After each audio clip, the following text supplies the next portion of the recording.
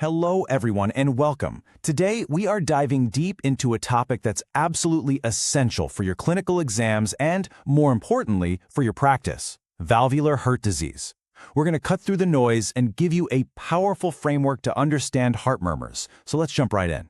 So, when you think about a heart valve problem, what's really going on?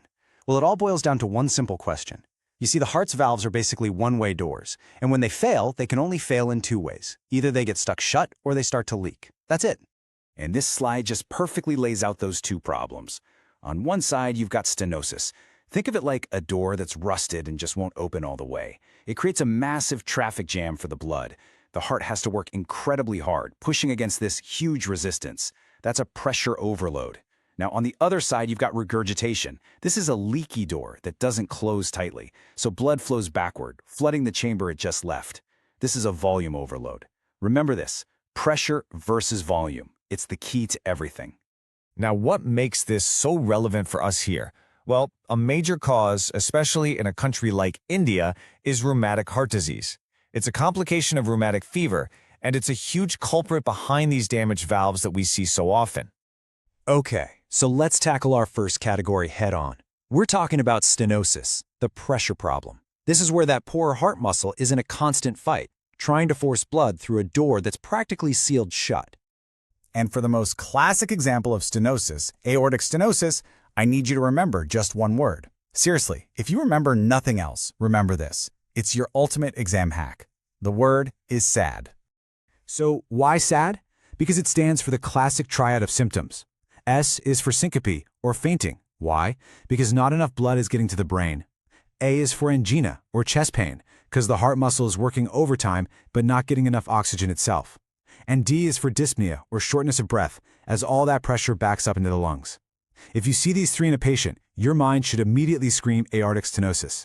And how do you confirm it? An echocardiogram, of course. It'll show you that thickened, calcified valve that's barely opening.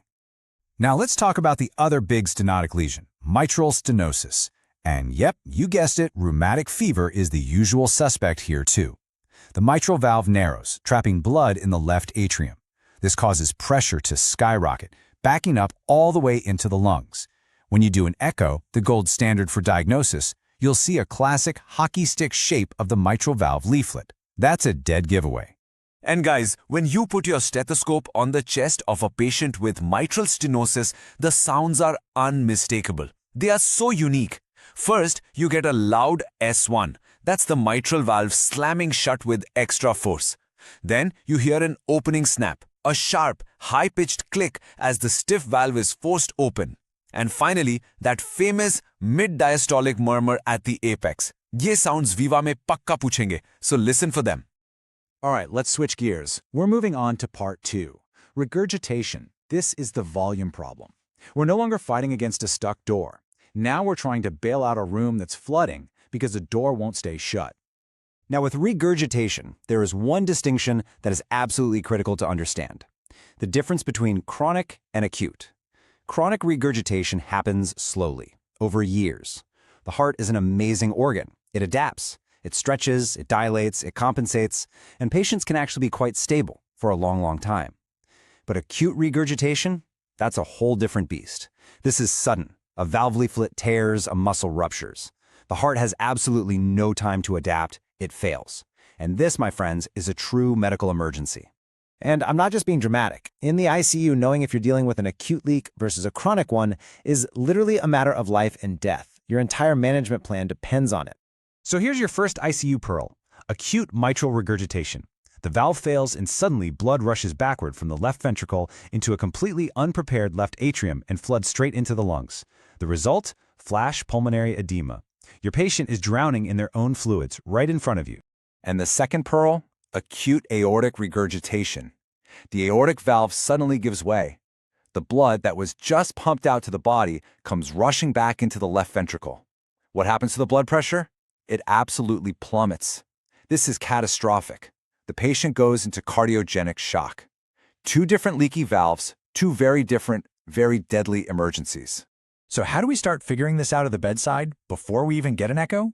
We use the most powerful tool we have, our stethoscope. Let's pull out the clinician's murmur map and figure out exactly where to listen and what we're listening for. Okay, This table right here is your goldmine. For aortic stenosis, listen for that ejection systolic murmur in the aortic area, and you'll hear it radiating up to the neck, to the carotids.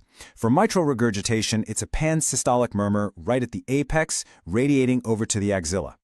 Aortic regurgitation is an early diastolic murmur heard at the left sternal border. Mitral stenosis, like we said, mid-diastolic murmur at the apex. And finally, tricuspid regurgitation. It's also pansystolic, but here's the trick.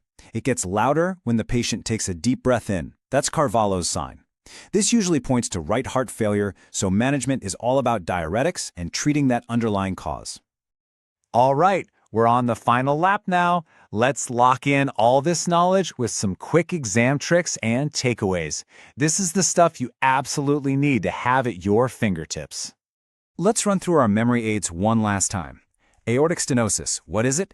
It's SAD, syncope, angina, dyspnea. Mitral regurgitation, MR, just think murmur radiates where? To the axilla. And for tricuspid regurgitation, TR, just try respiration. The murmur gets louder. Simple. And finally, management. For stenotic lesions, MS and AS, it's all about controlling that pressure. We use diuretics to get rid of extra fluid and beta blockers to slow the heart down, giving it more time to fill.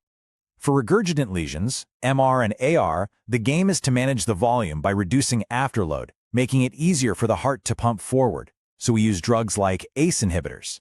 Now, too critical, do not forget warnings. Number 1, never ever give vasodilators to a patient with severe aortic stenosis. You could cause a fatal drop in blood pressure. And number 2, if your mitral stenosis patient develops atrial fibrillation, they absolutely must be on anticoagulants to prevent a stroke.